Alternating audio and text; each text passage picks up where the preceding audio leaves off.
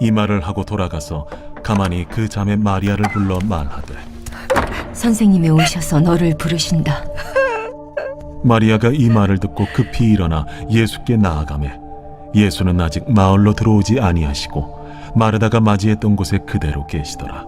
마리아와 함께 집에 있어 위로하던 유대인들은 그가 급히 일어나 나가는 것을 보고 고카로 무덤에 가는 줄로 생각하고 따라가더니 마리아가 예수 계신 곳에 가서 배웠고 그 발 앞에 엎드려 이르되, 주께서 여기 계셨더라면 내 오라버니가 죽지 아니하였겠나이다.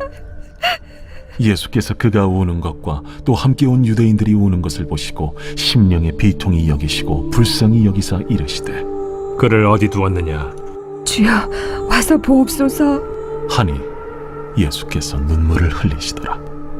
이에 유대인들이 말하되, 보라, 그를 얼마나 사랑하셨는가. 맹인의 눈을 뜨게 한 이 사람이 그 사람은 죽지 않게 할 수 없었더냐. 이에 예수께서 다시 속으로 비통히 여기시며 무덤에 가시니 무덤이 굴이라 돌로 막았거늘 돌을 옮겨 놓으라.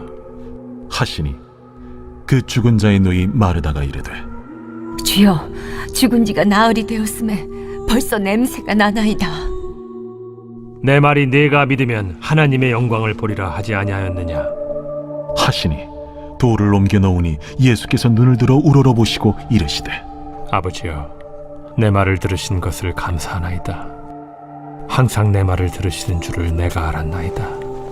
그러나 이 말씀하옵는 것은 둘러선 무리를 위함이니 곧 아버지께서 나를 보내신 것을 그들로 믿게 하려 함이니이다.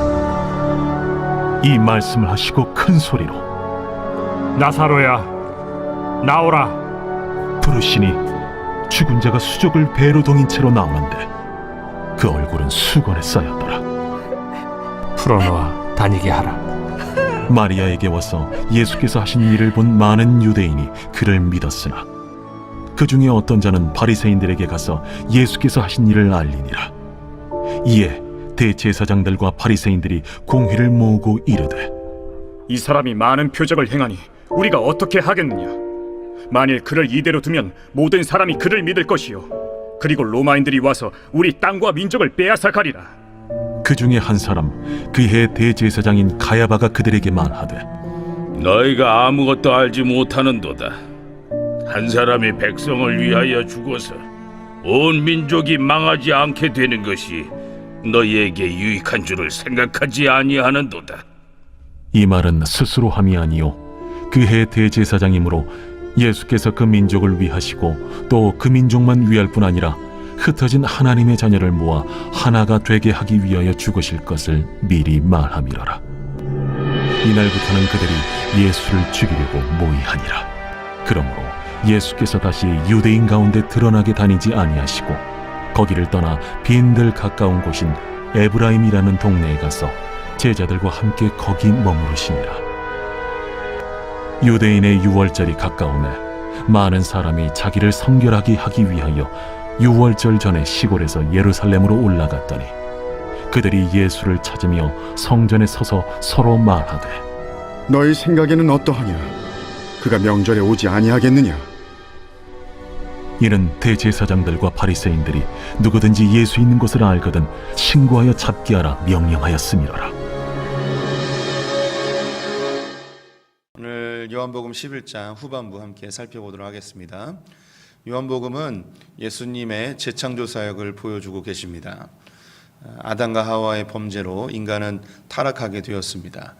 하나님으로부터 단절되어지고 분리되어졌죠. 이 인간을 예수님께서 재창조하셔서 하나님의 신부로, 하나님의 또 자녀로 우리를 다시금 회복시켜 주십니다. 이 재창조의 사역을 위해서 예수님은 하늘에서 오셨고, 하늘에서 오신 목적은 십자가를 지기 위해서입니다. 십자가의 사역을 통하여서 우리가 재창조되어지는 것이죠. 요한복음에는 예수님의 이적 7가지가 등장하고 있습니다. 이 7가지가 예수님의 재창조 사역을 아주 잘 보여주는 것들인데요. 첫 번째가 가나의 혼인잔치에서 물을 포도주로 바꾼 것입니다. 예수님이 오신 궁극적 목적이 신부를 얻기 위하여 혼인잔치를 준비하기 위하여 오셨음을 보여줍니다. 잃어버린 신부를 되찾는 것이죠. 두 번째가 왕의 신하의 아들을 치유하는 장면입니다.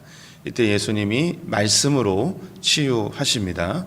그래서 예수님의 재창조 사역은 말씀의 성취임과 동시에 말씀으로 창조하시는 것이죠. 하나님 역시 세상을 창조하실 때 말씀으로 창조하신 것과 동일합니다.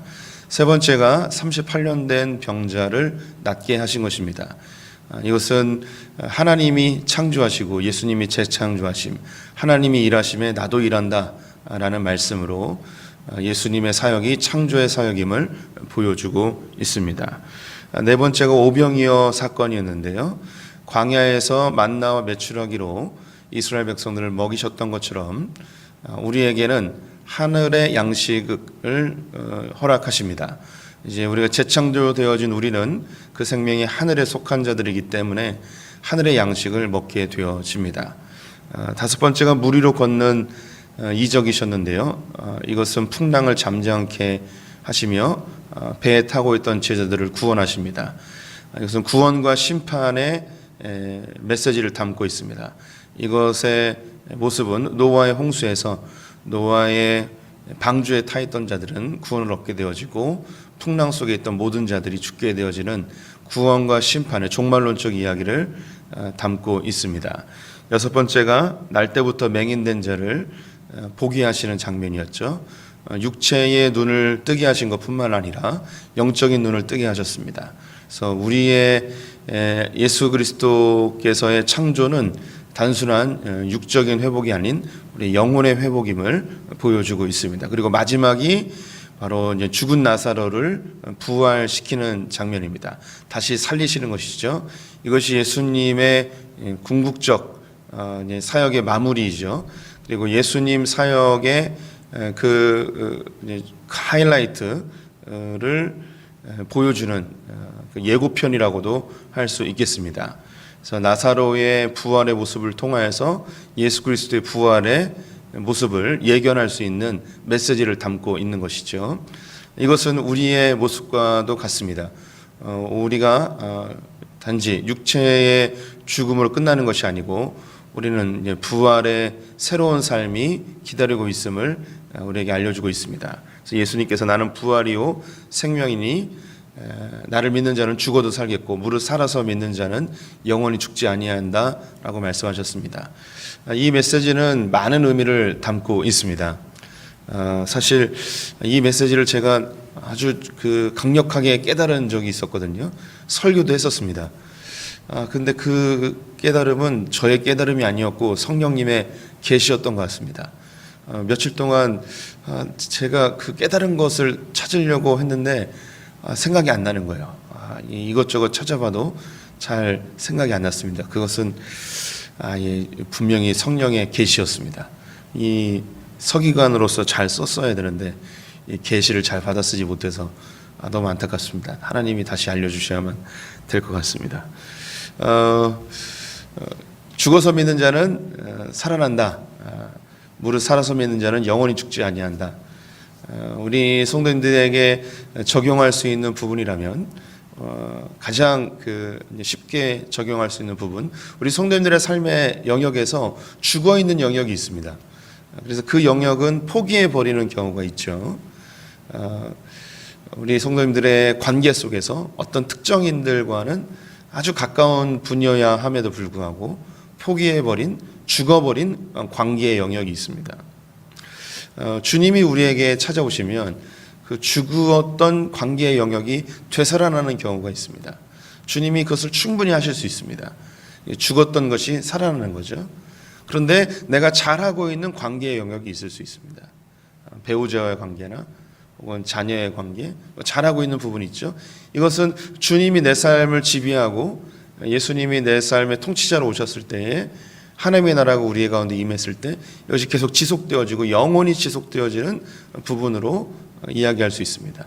또 우리 성도님들의 인격의 영역, 삶의 열매가 중단되어져 버린 영역, 삶에 희락이 없는 분들이 있습니다. 어떤 분들은 이제 사랑이 없는 분들도 있고, 어떤 분들은 충성이나 인내나 절제나 이런 부분이 없는 부분들이 있어요. 종종 그런 이야기를 하는 분들이 있습니다. 나는 어차피 안 돼, 해도 안 돼, 난 태어날 때부터 이랬어 하며 자신의 삶에 열매 맺혀지지 않는 그 부분을 포기해 버리는 경우가 있죠. 근데 예수님이 우리의 삶에 부활과 생명으로 오셨을 때에 내 삶에 죽었던 영역, 열매 맺지 못하는 그 영역에 다시금 싹이 나고 잎이 여기에 꽃이 피고 열매가 맺혀지는 역사가 있을 수 있습니다. 또한 더불어 내가 지금 잘하고 있는 그 삶의 영역, 열매가 맺혀지고 있는 영역은 영원히 그 열매가 지속되어질 수 있습니다. 또 죽었던 자가 살아난다. 이것은 안모태들, 태어날 때부터 예수를 믿지 않고 중간에 예수를 믿는 자들이 예수를 믿음으로 영생을 얻을 수 있죠. 또 모태신앙들, 태어날 때부터 부모님이 갖고 있는 그 신앙의 유산을 물려받은 분들이 예수 그리스도를 영접하면 그 부활 생명을 소유하게 되어지면 그 이후로 영원히 주님과 동행하여지는 삶을 살게 됩니다. 또 죽었던 자가 살아나는 것, 우리의 육신의 죽음을 의미합니다. 그래서 우리의 육신이 죽지만 예수 그리스도의 그 부활 생명이 내게 오게 되어지면 마지막 때에 우리가 새로운 신령한 육체로 육체적 부활이 오게 되어짐을 우리는 또 믿고 있습니다. 그러면 무릇 살아서 믿는 자는 영원히 죽지 아니하리라. 이것은 우리의 영혼은 지금 살아 있습니다. 예수 그리스도를 영접함으로 우리의 영혼이 현재 살아 있죠.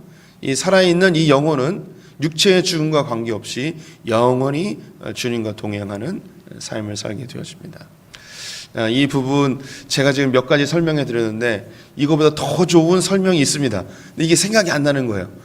너무 안타깝습니다. 나중에 생각나면 혹은 제가 기록해 놓은 걸 찾으면 제가 그걸 설교하면서도 이 본문을 내가 이렇게 설명하다니 감격한 날이 있었는데 그걸 못 찾겠는 거예요. 아쉽습니다. 또 이제 성경은 더 연구하면 더 풍성한 것들이 나오는데요. 좀 저의 연약함이 아쉬운 새벽입니다.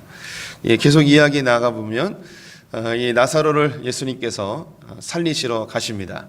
마르다와 마리아와 함께 무덤으로 가게 되었는데요. 돌이 무덤을 막고 있었습니다. 예수님께서 돌을 옮겨 놓으라 이야기합니다. 돌을 옮겼더니 그 안에 이미 썩은 내가 진동하고 있습니다.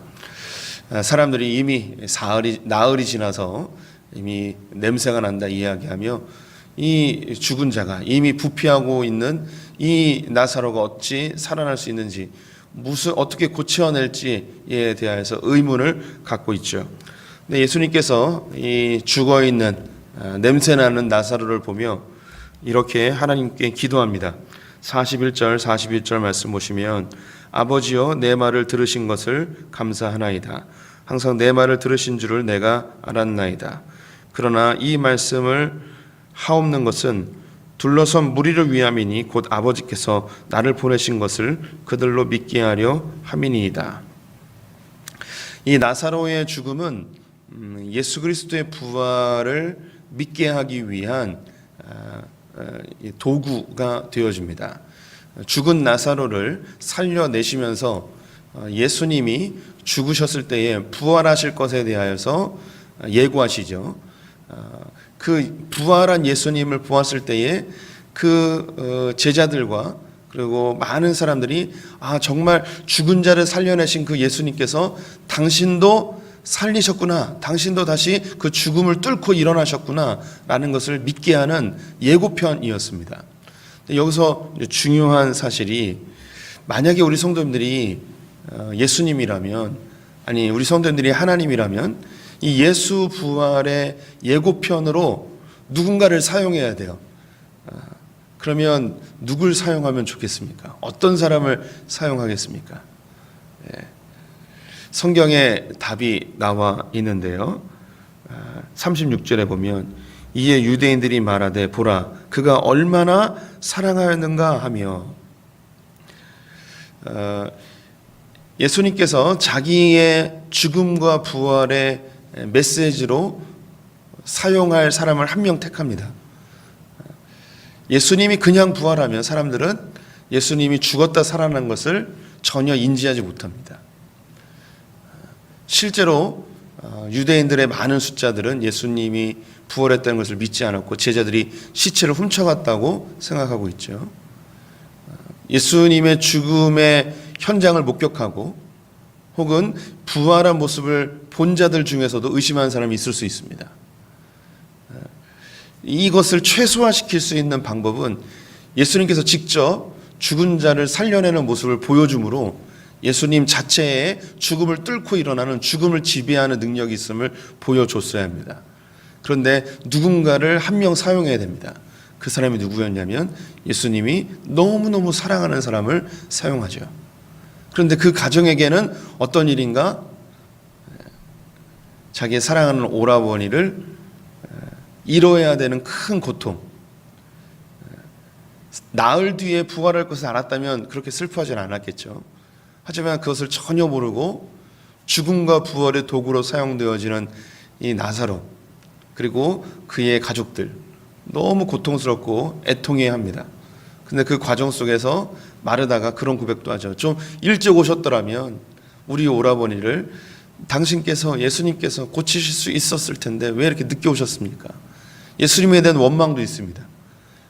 그 마음에 이제 속상함이 담겨 있는 거죠. 예수님 미웠다기보다는 속상했을 거예요. 좀 빨리 오시지라는 그런 애통하는 마음이 담겨 있습니다. 제가 우리 성도님들에게 이런 이야기를 하는 것이 적절할지는 잘 모르겠습니다. 하지만 성경을 근거하여서 말씀을 드린다면 하나님께서는 여전히 자기 백성들을 통해서 이 땅 가운데 메시지를 전하십니다. 하나님의 살아계심과 하나님의 일하심의 메시지를 전하시죠. 그때 하나님은 반드시 누군가를 통해서 그 메시지를 전해야 됩니다. 그 메시지가 무거우면 무거울수록 그 메시지가 강력하면 강력할수록 누구에게 그것을 맡기겠습니까? 오늘 본문을 근거하여 본다면 하나님이 사랑하는 만큼 하나님이 너무너무 사랑할수록 어쩌면 더 강력한 메시지의 도구로 활용할 수 있다는 것이죠. 혹시 우리 성도님들의 삶에 감당할 수 없는 큰 고난이 있으십니까?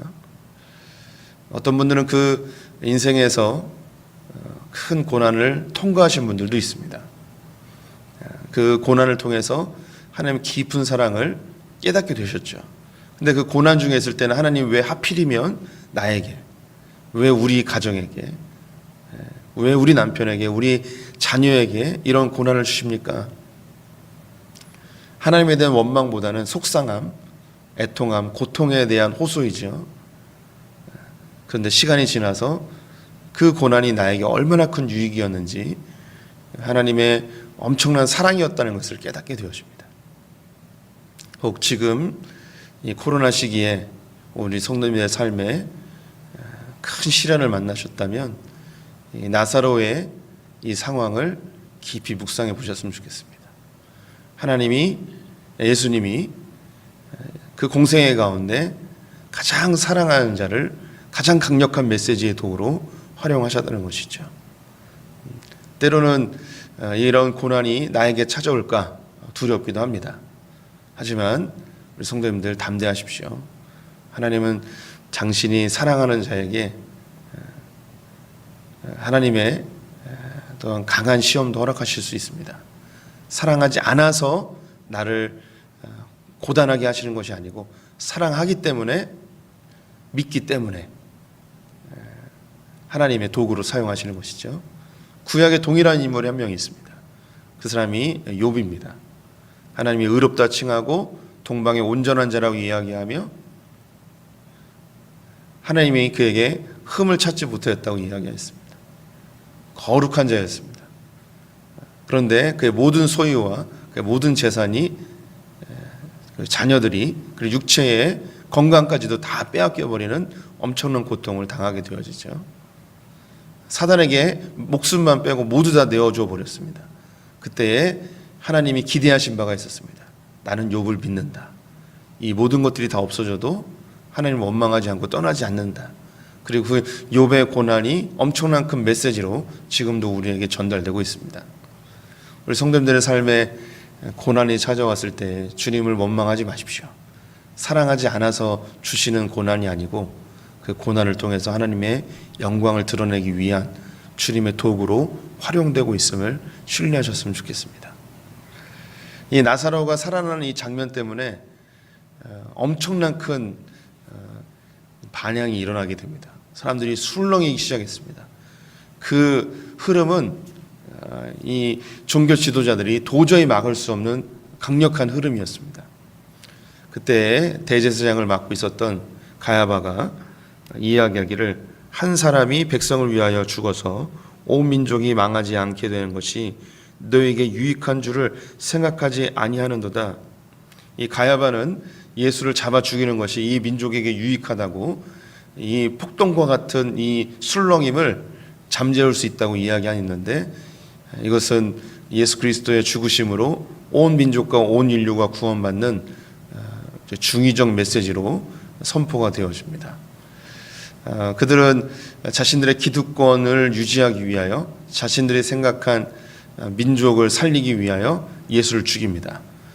그런데 그들의 악한 행실을 통하여서 또한 하나님의 구원의 역사가 성취가 되어지죠. 이제 예수를 잡아 죽이려고 합니다.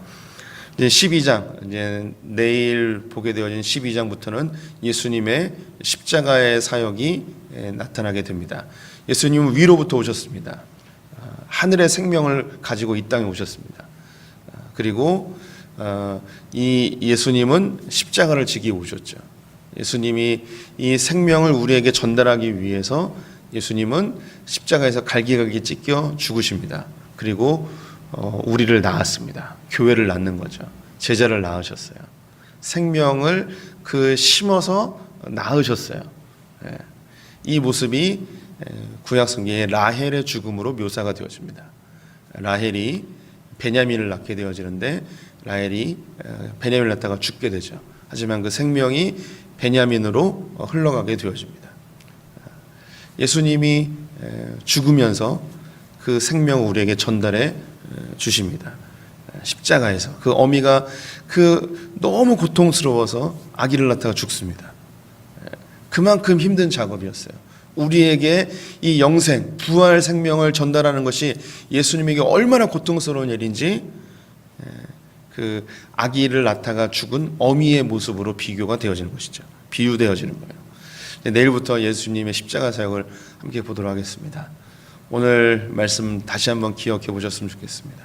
하나님이 나에게 고난을 주시는 이유는 나를 사랑하지 않음이 아니고 우리를 너무너무 사랑하시어서 하나님의 계획을 성취하기 위한 도구로 사용되어 주심을 성도님들 기억해 주셨으면 좋겠습니다. 기도하겠습니다. 하나님, 우리의 삶에 감당할 수 없는 죽음과 같은, 죽을 것 같은 시련이 다가올 때도 있습니다. 나사로의 가정에 엄청난 시련이 찾아왔는데 이것이 예수님이 그들을 사랑하심의 표현이었고 하나님의 도구로 활용되어짐을 이 새벽에 깨닫습니다.